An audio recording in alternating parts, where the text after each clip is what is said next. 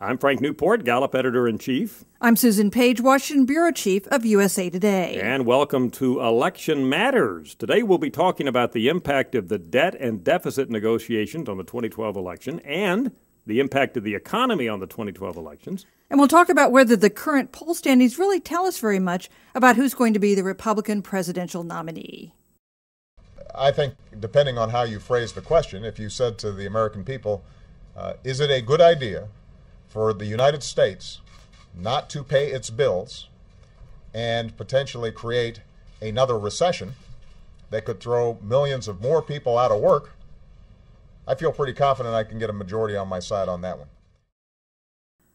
President Obama certainly has views on polls and the debt situation, but our data show that if you just ask Americans, Susan, flat out, and this is our new data, just over the weekend, haven't really released it yet, but we'll talk about it here, that when you ask Americans, raise the debt ceiling or not, the plurality say don't raise the debt ceiling. And we find a majority of Americans in this new poll say they're more concerned that they'll raise the debt ceiling without taking care of spending than they are that they won't raise the debt ceiling and the economy will have some real problems as a consequence. And that's important because when we relate this to the election, I'm sure Obama and his advisors are thinking every day, how is this going to play out next year? And the Republicans are thinking the same thing. But it looks like in our data, the Republicans actually have some talking points. Americans are worried about tax increases. They'd rather cut spending if you're going to fix the deficit. And as we just talked about, you just talked about, Americans kind of like the idea of tying in the debt ceiling with cutting spending. Don't just raise the debt ceiling. And yet not entirely clear how this will play out politically over the year ahead. Some may depend on whether they fail to raise the debt ceiling in time, and the economy does have these terrible consequences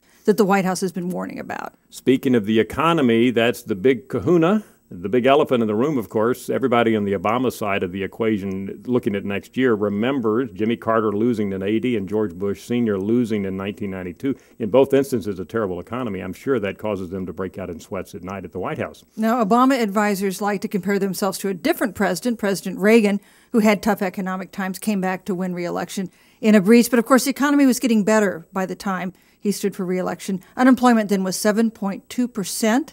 The highest level for a winning president, winning re-election since World War II.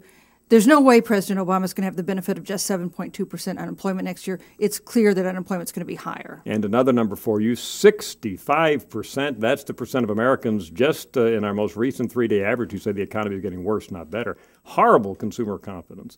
Now, again, that may change by next year, but at least right now, the numbers are looking very bad for the economy. And for an incumbent president, that's a real key. When people are downbeat, that hurts the people in charge. Speaking of the election next year, we've got a lot of candidates running around the country. You were just in Iowa, right? Iowa, of course, is contiguous with Minnesota, and you've got Michelle Bachmann and Tim Pawlenty, right? How are they doing? Tim Pawlenty is doing his best against Michelle Bachmann. She's been the phenomenon of this field in recent weeks. She's now leading in one Iowa poll.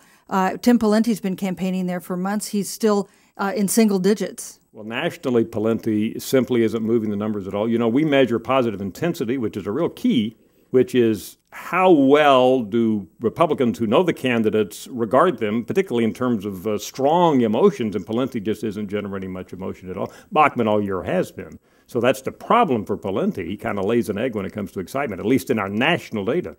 Well, we find also, talking just to voters in Iowa, they like Tim Pawlenty, but they talk about how much they like the enthusiasm and the fire-breathing quality that Michelle Bachmann brings to these issues. By the way, two other candidates, Herman Cain and John Huntsman. Huntsman, of course, the pundits have anointed as one of the serious contenders, former governor of Utah, ambassador to China. Herman Cain never had elected office. Yet in our data, Georgia businessman Herman Cain has all the intensity, and Huntsman has nothing in our data. Republicans simply don't have any emotion about him at all. Of course, reporters look not only at the polls when they think about taking a presidential candidate seriously or not. They also look at their history in elective office, whether they seem to be credible as a possible nominee and president.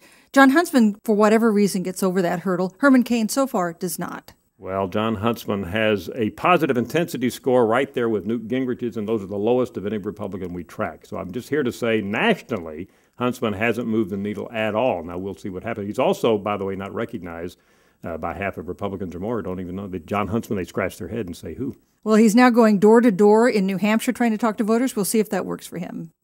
Susan, most interesting finding of the week. Obama made a speech in May where he talked about the Middle East and said they needed to go back to the 67 borders that, according to pundits and conventional wisdom, crippled him with Jewish support in this country. That's right. A lot of consternation among Israel's supporters here. President got a lot of flack from Jewish supporters, especially from people who had contributed money to him, Jewish activists and leaders. But your data indicate that it didn't really filter down to Jewish Democrats generally. Absolutely. That's what makes it the most interesting finding of the week. When we looked at Jewish job approval for Obama after his speech, statistically no change from where it had been all year long. Still positive, still higher than Democrats nationally. So at least as far as rank and file Jews are concerned, no impact of that speech. That's what makes it an interesting finding. Although he did get some stories in Politico and elsewhere predicting that the president was having problems with Jewish voters. We'll see what happens. And Susan, we need to end every segment with the key question. If the election were held today, who would get the GOP nomination? Well, you know, Republicans have a history of nominating the next guy in line, the person who's leading a year out. That'd be Mitt Romney. So I guess I'd say Mitt Romney, but I wouldn't say it very loud. Yeah, and look back at 2008. You say Republicans have a history, but in 2008, in our polling and others, it was Rudy Giuliani. In 2007, the year before, who was leading in the polls, not John McCain. And, of course, McCain went on to get the nomination. So we have a recent example where the leader doesn't win. That, by the way, is why we keep polling. I'm Frank Newport, Gallup Editor-in-Chief. I'm Susan Page, Washington Bureau Chief of USA Today. And this has been Election Matters.